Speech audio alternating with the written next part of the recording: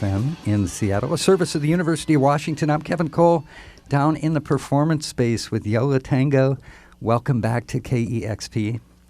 Thank you. It's nice to be here. It is great to have you here. You are in town playing tonight at Easy Street Records, the Queen Anne location, and which happens to be the final in-store performance there. That's what we've been told. Now, is tonight the last night the store is open altogether? I believe so.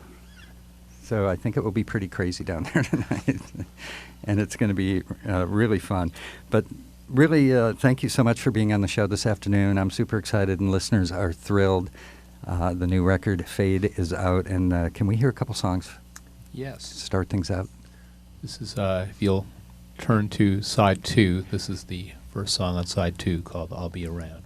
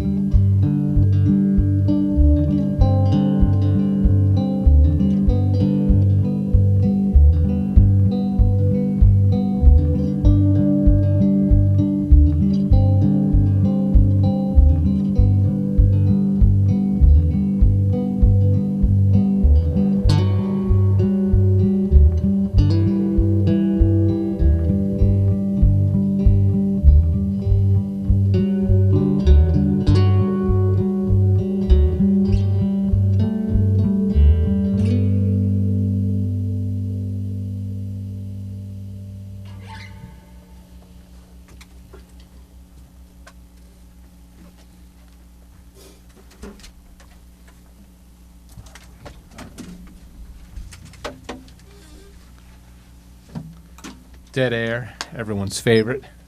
It's Yola Tango live on the afternoon show, KEXP. I'll Be Around, the name of that first song from the new album, Fade. I think this next one's called The Point of It.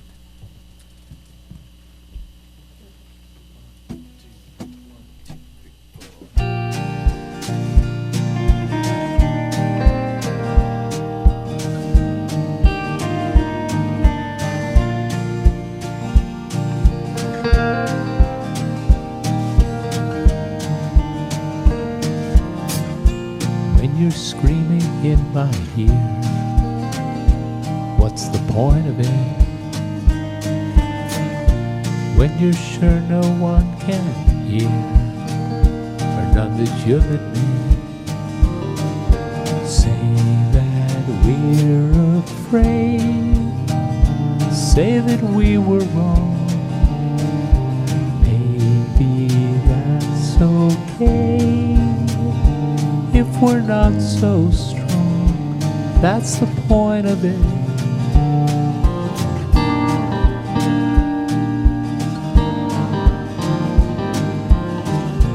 When you choose to hide your eyes, take me out of here.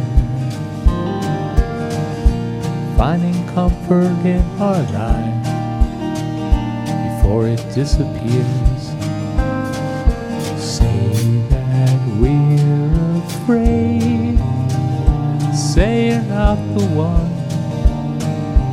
Maybe that's okay.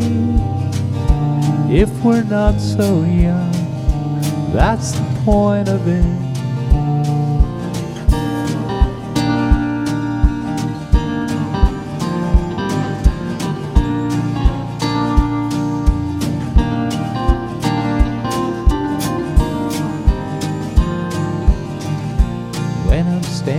Next to you, that's the point of it.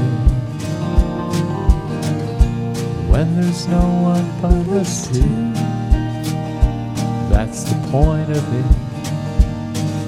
Say that we're afraid, say the night is cold.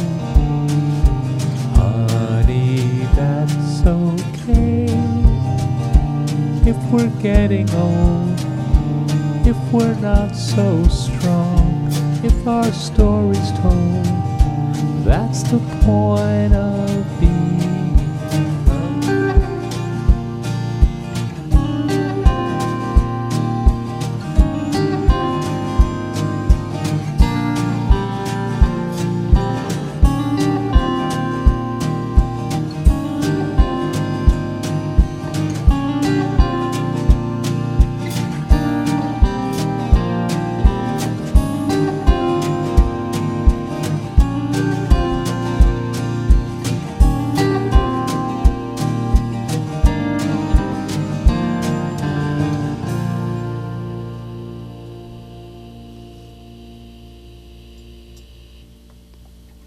Ira, Georgia James, Yola Tango live on the afternoon show here on KEXP. The Point of It and I'll Be Around, both from the new record, Fade. Man, just sounding absolutely fantastic. Thank you so much. You're playing tonight at Easy Street Records Queen Anne location. Last night you played at Amoeba in L.A. And tomorrow afternoon playing at Amoeba in San Francisco. So you're doing this cool little mini tour of West Coast record stores. Yeah, that sounds like fun. How was last night? It has been a lot of fun, especially if you enjoy air travel. But the shows in the record stores have been really great. Both last night at Amoeba and the night before at Fingerprints in Long Beach. Both. I mean, it's a different. Yeah, I would imagine there's certain challenges that go with playing in a record store and certain really wonderful things about that as well. What do you experience as sort of challenges in that environment? Well, it's really distracting. You just see all want those to go records shopping out there, and it's really hard to focus on the playing when you're really working on your shopping list. So the lighting is Is it unnerving to have that kind of lighting, to actually see people, and to have people? I would imagine people are pretty close, and it's a very intimate experience. Well, I tend to keep my eyes closed when I'm singing, and turn towards James and Georgia when I'm not singing. So it's really something I'm fairly adept at tuning out my surroundings. For instance, if I didn't know better, I wouldn't realize we were being recorded right now on film. Is that something you do to not get distracted, to make yourself feel more comfortable? I think I don't. It wasn't something I started doing consciously, but it seemed to work okay. So yes.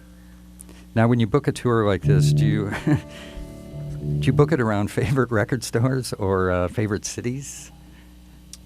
Well, I think the to get into the business minutia, that I'm sure your listeners go for that behind the scenes stuff.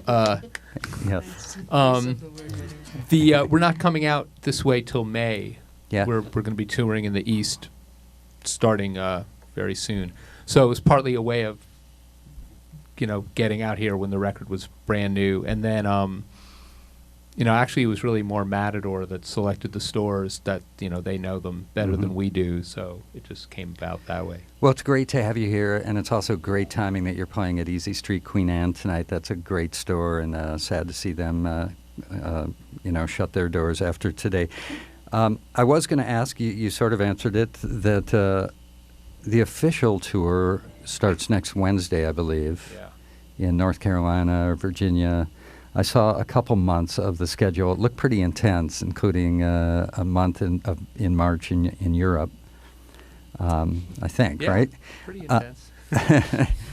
But you are coming back here for kind of a more venue-based show. Yeah, it's coming. It'll be in like May. I'm almost positive. It might even be set for all I know. But we're really trying to take this one flight at a time. We'll track that minutia down, and we'll post it on our real-time playlist. So listeners are going to they're excited. They want to see you, and tonight will be packed. Speaking of record stores, record labels, Norton Records in Brooklyn, their warehouse in Red Hook was severely. They had significant damage during Hurricane Sandy. Catastrophic. They weren't sure they were going to survive it, and they have. But well, I wanted to ask you. You worked with them and helped out, and some of the proceeds of the Hanukkah shows went to support their efforts and to help them recover. How's Norton doing? Well, also, and James went over to the warehouse and actually spent, how many hours were you there? I was there about 6 hours, maybe more. Just lugging the ton after ton of trash. The photos are really heartbreaking. Yeah, stunning. And then also their archives. Just things. Mm-hmm. You don't have a label like that without being the biggest music fans in the world, and they had all this stuff they've acquired as fans that was just completely trashed. It was really and they also they were in a warehouse that had been there for like 150 years. It wasn't like a fly by night. Right. Yeah. But they're shipping out records probably as we speak. Well, that is great to hear, and wanted to ask about FMU as well, where you guest DJ once in a while on FMU, and they're friends of ours. And I know the timing was pretty bad in that they were, not only did they suffer some damage, but they were about ready to start their fundraising efforts when the hurricane hit. So they kind of had to, focus on something else. And public radio stations like FMU or KEXP are so dependent on listener support in those few times a year when you can raise the money. How are they doing? Do you know? Well, I think they're doing fine. They might not see it this way, and this might not be the most astute analysis, but I think in some ways the timing was almost good for that in a certain way, because I think one of the issues, I'm sure you have it here, is that you come on the air and you say the money you need to raise, but I think listeners it's like, well, every time I turn on my radio, they're there. You know, maybe they're Yeah. just saying it. And I think it gets so like beaten down by those PBS fundraisers, which anyway. So I think it was clear, you know, unmistakable how dire the situation was. You know, they were off the air, and as James said, the record fair was canceled, and you know, just you know, I think that that helps. I mean, I think that was one of the things about the storm. Sort of the best aspect of it is people pulling together, and I think it probably reminded people of the role that FMU plays in their life and what it might be like if it wasn't there. Yeah, that I can see how that timing would help in that way. At the same time, you know, just so painful to see all of that happening, and to have a radio station like that be knocked off the air and have that kind of reminder be the motivator. You were listening before the transmitter went out, right? They were all just like locked in there. How did it affect you personally?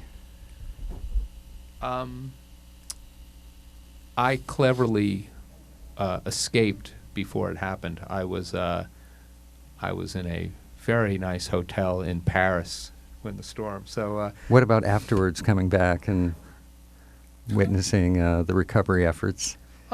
well, I mean, it was. You know, I said the thing about the community before. It was. I'm happy. I'm looking for the right word.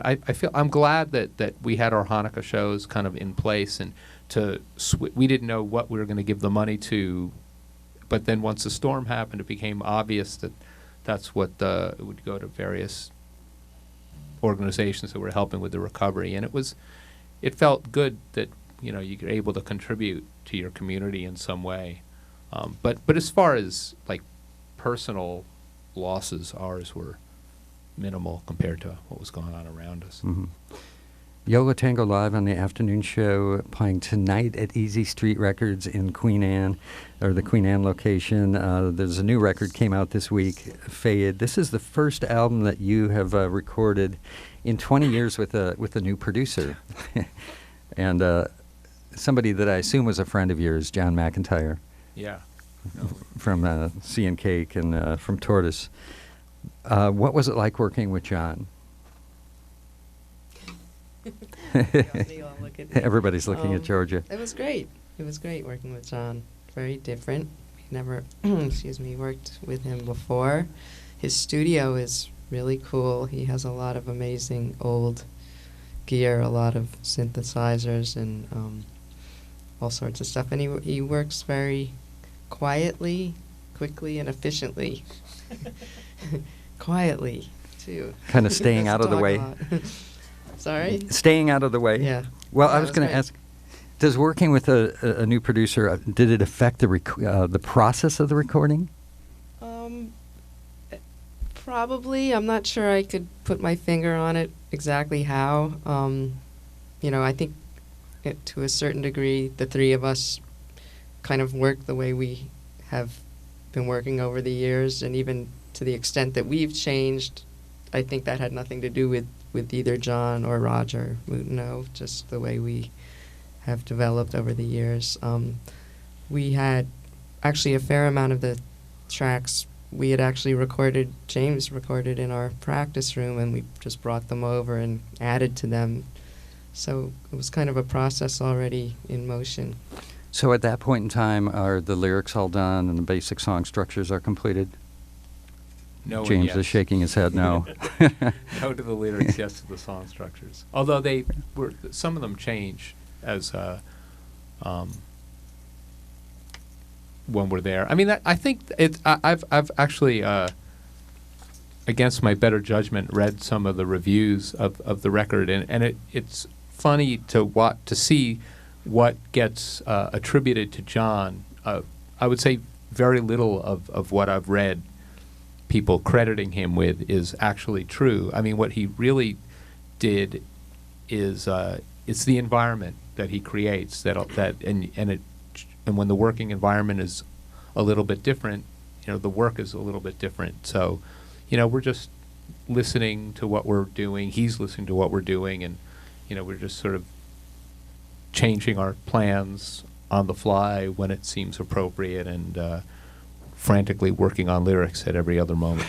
Yeah, I can't imagine you working with a heavy-handed producer who's going to try and, manipulate or change the sound of the band. I mean, the best kind of producer would be one that really created that environment that allowed you to get the best performances and the best sound and the best songs and kind of stay out of the way. I think just more than ever, none of those guys who work like that want to work with us. Like, our sound just kind of isn't what they have in mind to change. It's Yo-Yo Tango live on the Yeah. afternoon show here on KEXP. Again, playing at Easy Street Records, Queen Anne tonight at 7 p.m. This is free, all ages. Then look for Yo-Yo Tango to be back sometime in the spring for a full-on show somewhere we'll tell you about later. How about a couple more songs? Okay. I'm ready.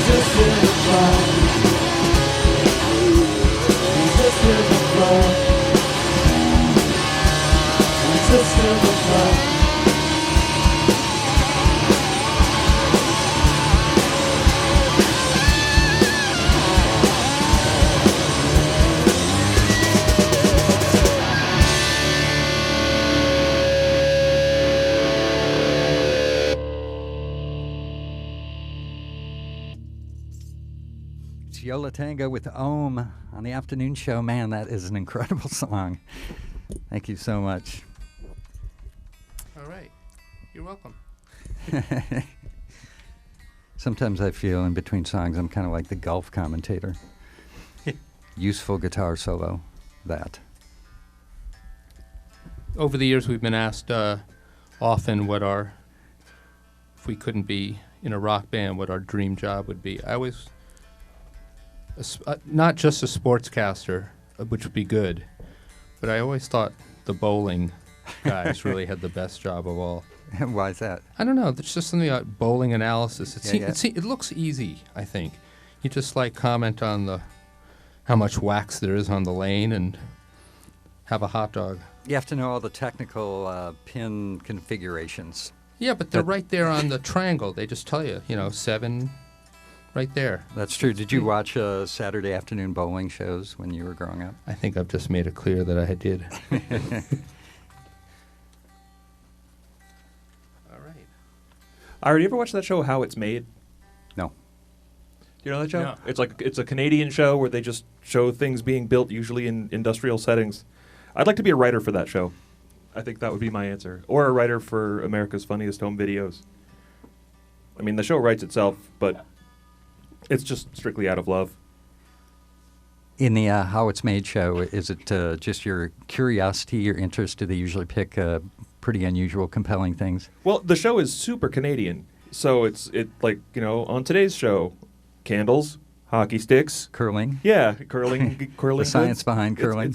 It's fantastic. It's a great show. They end every show by saying, if you have any comments... please submit them. And every time I see that, it's like, doing great. That's my comment. Don't change a thing. Georgia, Yes. what would you be doing? Right here. What would I be doing? I gotta say, I was thinking about the next song. Sorry. No worries. How about the next What song would I then? be doing? Tiola Tango live on the afternoon show. You can talk over this part. Okay. The new record's Fade. Playing tonight at Easy Street Records, Queen Anne location, all ages, 7 o'clock. This is Before We Run.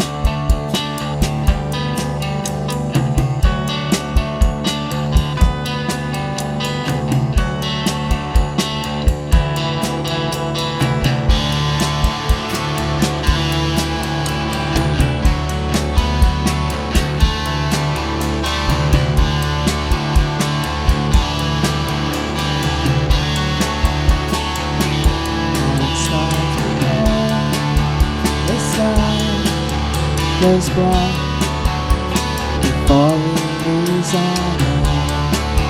Before we speak, across the dotted line, to face our minds, swirling like a storm. We still be there, running away from here.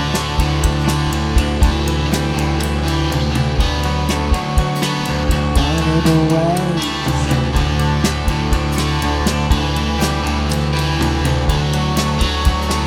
Running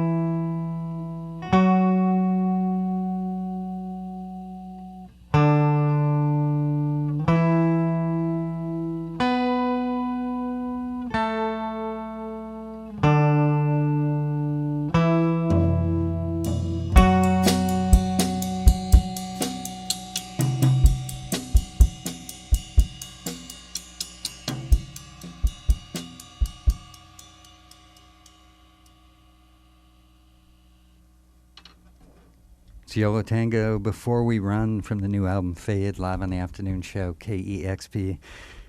Man, I just really always look forward to a new record from you. I feel like your records become a part of my life in ways that other records don't. Like they have an incredible longevity and so many dimensions to them, and the band is always evolving, and they fit.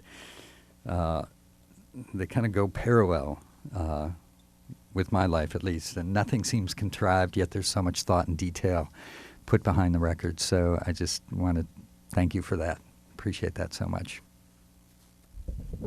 Thank you. Playing tonight at Easy Street Records, Queen Anne, tomorrow in the afternoon at Amoeba in San Francisco. And on this little tour, you've been picking up a few records here and there. I understand that you can hang out a few minutes and spin a few records. Yeah, I'd love to. That'd be great. Giola Tango, live on the afternoon show, KEXP. Ira and I will head on down to the DJ booth and be back on the air in a minute. Are you guys taking requests when you're on the air? Sure. Well, if you want to hear what I bought at Fingerprints and Amoeba. I do. You know I do. Yes, we are. Okay, great. Cool. I'll keep calling you every couple minutes. Thank you so much. It's KEXP Seattle.